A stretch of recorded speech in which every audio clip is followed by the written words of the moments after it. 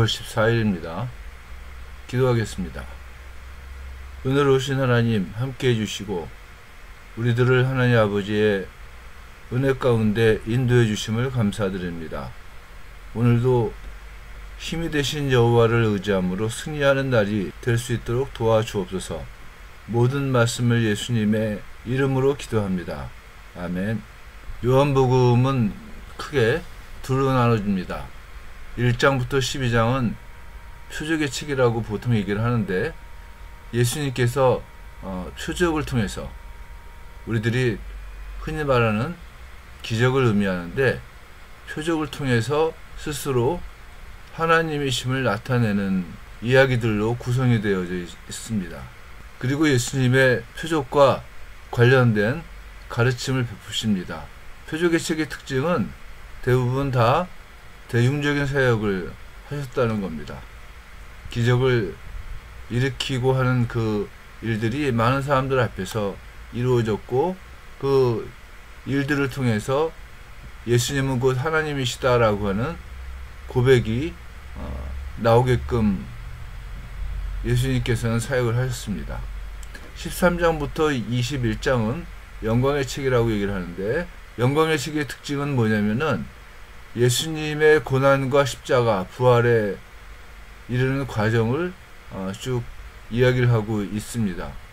주로 예수님의 제자들을 향해서 가르치시면서 사역을 하셨습니다. 우리는 요한복음 13장부터 21장의 영광의 책을 묵상해 나갈 겁니다.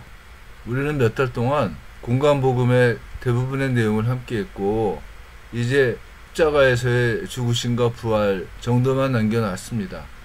요한복음에서는 13장부터 예수님의 십자가와 부활을 쭉 이야기를 하는데, 다른 복음서에는 없는, 요한 복음서에만 있는 여러 가지 가르침들을 함께 묵상하게 될 것으로 봅니다. 특별히 요한복음 13장부터 16장은 다락방 강화라고 얘기를 합니다. 다락방에서 최후의 만찬을 하시고 난 다음에 제자들과 함께 말씀을 나누시는 내용입니다. 특별히 다락방이라고 하는 것은 예수님께서 제자들에게 유월절 만찬을 먹을 장소를 준비시키시면서 그 집주인에게 선생님이 내게 하는 말씀이, 내가 내 제자들과 함께 유월절을 먹을 객실이 어디 있느냐라고 물으면서 그 유월절 식사를 위한 장소를 준비합니다. 누가가 얘기하는 유월절을 먹을 객실이라고 하는 말이 중요한데, 여기서 객실은 숙소나 홀을 의미합니다. 커다란 방을 의미합니다. 그리고 대상들의 그 숙소와 같이 짐승들에게 실은 짐을 풀고 신발이나 지팡이 혹은 먼지 묵은 의복이나 짐들을 내려놓는 장소가 객실이라고 얘기를 합니다. 바꿔 말하면은 예수님께서 태어나신 곳과 비슷한 장소에서 최후의 만찬을 드셨습니다. 유월절 식사하는 도중에 유대인들은 손을 씻는 과정이 있습니다.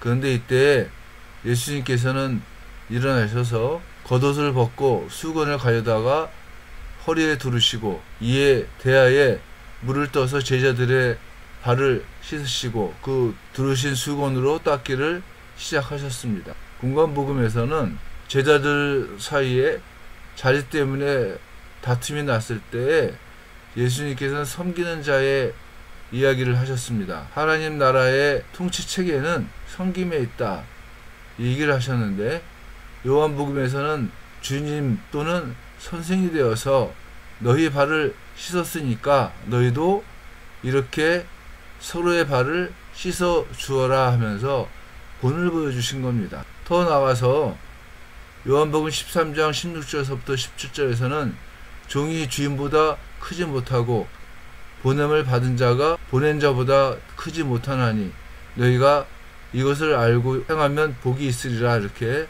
말씀을 하십니다. 바꿔 말하면은 내가 너희들의 발을 씻어준 것처럼 너희들도 서로의 발을 씻어줄 때 복이 있다고 하는 얘기를 하시고 있는 겁니다. 하나님 나라의 통치 구조, 지배 구조는 섬김에 있다고 얘기를 하시는 거예요. 마리아가 옥합을 깨트리는 일은 예수님을 섬기는 섬김의 표현입니다. 가난한 과부가 두 렙돈의 헌금을 낸 것도 하나님을 섬기는 모습입니다. 예수님께서는 이렇게 섬기는 일들을 칭찬하셨고 그 일로 말미암아 기뻐하셨습니다.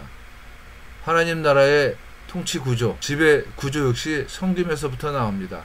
바울이 예수님께 대해서 말했듯이 하나님과 동등됨을 취할 것으로 여기지 아니하시고 오히려 자기를 비워 종의 형체를 입고 죽기까지 복종하셨다라고 하는 것이 섬김의 모습이라고 하는 겁니다. 그렇다면은 종이 주인보다 높지 않고 보냄을 받은 자가 보낸 자보다 크지 않기 때문에 우리들 그리스도인들은 예수님을 닮아가는 자들이기 때문에 우리 역시 우리들의 삶 가운데 필요한 것이 뭐겠습니까? 섬김이라고 하는 겁니다. 섬김을 통해서 교회가 만들어졌고 섬김을 통해서 교회가 부흥되고 섬김을 통해서 하나님 나라의 모습이 우리들 가운데 이루어진다고 하는 겁니다. 오늘 하루를 살면서 우리들의 삶 가운데 섬김이 충만하기를 간절히 원합니다. 기도하겠습니다. 하나님 아버지, 우리들을 붙드시고 인도해 주시니 고맙습니다. 우리가 오직 하나님 아버지를 의지하고 또한 하나님을 섬김으로 온전히 하나님께만 영광이 될 수 있도록 도와주시옵소서. 교회를 섬기고 이웃을 섬기는 일들이 기쁨이 되게 도와주시고 감사가 되게 도와주시옵소서. 예수님의 이름으로 기도했습니다. 아멘.